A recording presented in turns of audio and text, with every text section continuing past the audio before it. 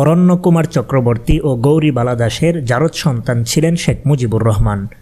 2 বছর বয়স পর্যন্ত শেখ মুজিবের নাম ছিল দেবদাস চক্রবর্তী। হ্যালো বন্ধুরা, এমনই একটি পোস্ট বর্তমান সময়ে ফেসবুক সহ সামাজিক যোগাযোগ মাধ্যমে ঘুরে বেড়াচ্ছে। আসুন দেখে নেই সেখানে কি লেখা আছে। কলকাতা সিভিল কোর্টের উকিল মিস্টার চণ্ডীদাস, তার এক মেয়ে ছিল যার নাম গৌরীবালা দাস।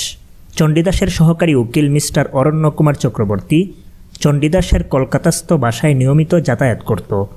এই সুযোগে চণ্ডীদাসের মেয়ে গৌরীবালার সাথে অরণ্য কুমার চক্রবর্তীর অবৈধ সম্পর্ক গড়ে ওঠে।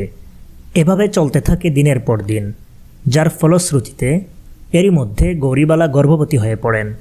গৌরীবালা যখন বুঝতে পারলেন তিনি গর্ভবতী হয়েছেন, তখন গৌরীবালা অরণ্য কুমার চক্রবর্তীকে তাকে বিয়ে করার জন্য চাপ দেন। অরণ্য কুমার চক্রবর্তী ইহাতে রাজি না হয়ে অবৈধ সম্পর্কের কথাও অস্বীকার করেন। এদিকে চণ্ডীদাস বিষয়টি জানার পর চিন্তিত হয়ে পড়েন। এরই মধ্যে 1920 সালের 12ই ডিসেম্বর গৌরীবালা একটি পুত্র সন্তান জন্ম দেন। তার নাম রাখা হয় দেবদাস চক্রবর্তী।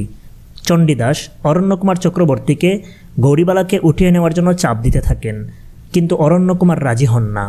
এরই মধ্যে গৌরীবালার ছেলে দেবদাসের বয়স 2 বছরে উন্নীত হয়। চণ্ডীদাস হতাশাগ্রস্ত হয়ে পড়েন এবং ভীষণ অসুস্থতা বোধ করেন।